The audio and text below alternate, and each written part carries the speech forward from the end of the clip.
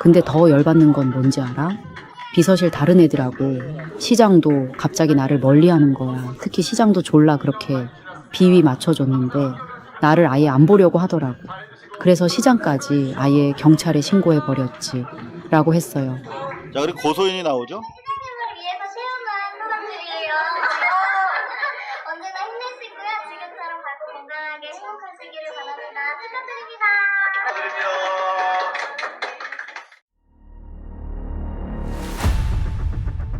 2020년 5월 12일 그녀는 김재련 변호사와 첫 만남을 가진다.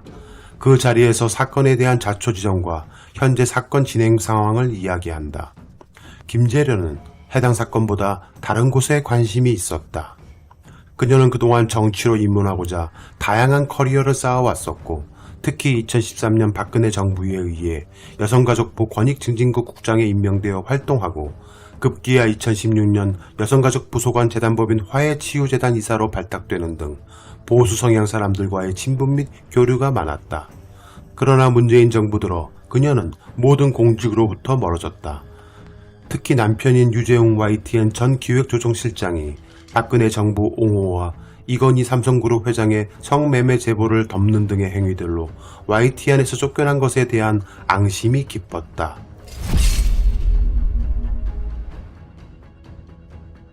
여하간 둘은 다시 5월 26일 두 번째 만남을 가진다. 이날 김재련은 그녀를 설득했다. 본 사안을 제대로 사람들의 이목을 집중시키려면 박 시장을 끌어들여야 한다라 설득한 것으로 보인다. 그녀는 매우 혼란했을 것이다. 평소 가장 존경했던 상사였는데 갑자기 그를 고소한다는 것이 마뜩지 않았기 때문이다. 문제는 그녀의 엄마였다. 소위 극우 보수 기독교들로 알려진 교회에 다니고 있는 그녀의 엄마가 적극 사건을 키워야 한다고 판단한 듯하다. 정신과 치료를 받고 있고 한 번 법원으로부터 가해자인 A씨가 불구속되는 등 여러 답답한 상황에 처해져 이대로 사건이 묻히거나 잊혀질까 두려웠던 그녀는 김재련과 엄마의 설득에 넘어간 것으로 보인다.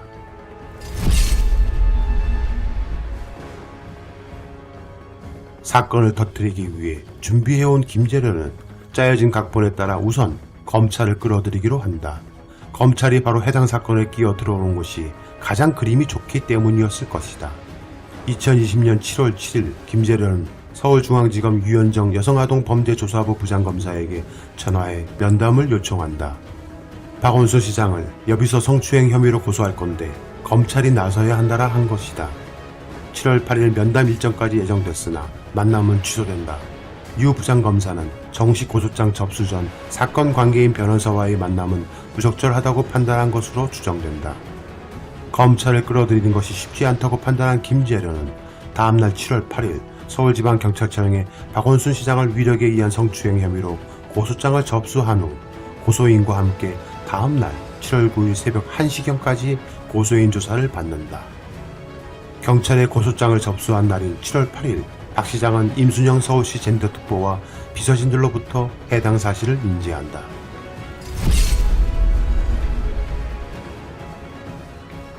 자신이 가장 총애하고 아꼈던 비서로부터 자신을 성추행 혐의로 고소했다는 사실에 충격을 받았다. 결정적인 것은 박 시장은 자신과 평생을 여성인권 운동을 해온 단체 및 동지들 중 일부가 이 사건에 합류하여 박 시장을 겨냥하고 있다는 소식들을 연이어 전달받게 된다. 특히 참여연대 시절부터 여성인권 신장과 성폭력 예방에 오랜 세월 함께해온 정말 동지 중의 동지였던 이미경 한국성폭력상담소 소장까지 합류하여 자신을 겨냥한다는 소식에는 너무도 큰 모멸감과 배신감이 밀려들었다. 박 시장은 모든 일정을 취소한다.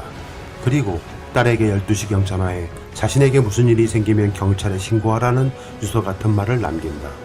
1시 반경 고한석 비서실장에게 전화하여 조직과 동지들에 대한 심한 모멸감과 배신감을 느낀다라고 말한다. 고 실장은 산에서 내려오시라 설득했다. 그러나 그는 그렇게 세상을 떠나버렸다.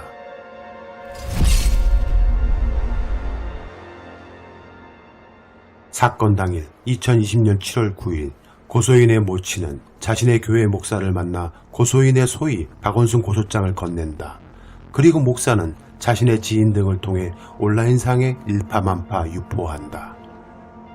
해당 문서는 정식 고소장도 아닌 고소인의 1차 경찰 진술서였던 것이다. 김재련은 고소인 모친과 교회 목사 등이 온라인을 통해 박원순 고소장을 유출유포한 것인데도 불구하고 서울시 비서실 관계자와 청와대, 경찰을 의심하고 언론을 통해 이를 알려 관련 시민단체에서 서울시 비서실을 고발하게까지 만들었다. 세상을 뜨겁게 달구었던 김재련은 현재 어디에서 무엇을 하고 있는 것일까? 왜 갑자기 조용해진 것일까?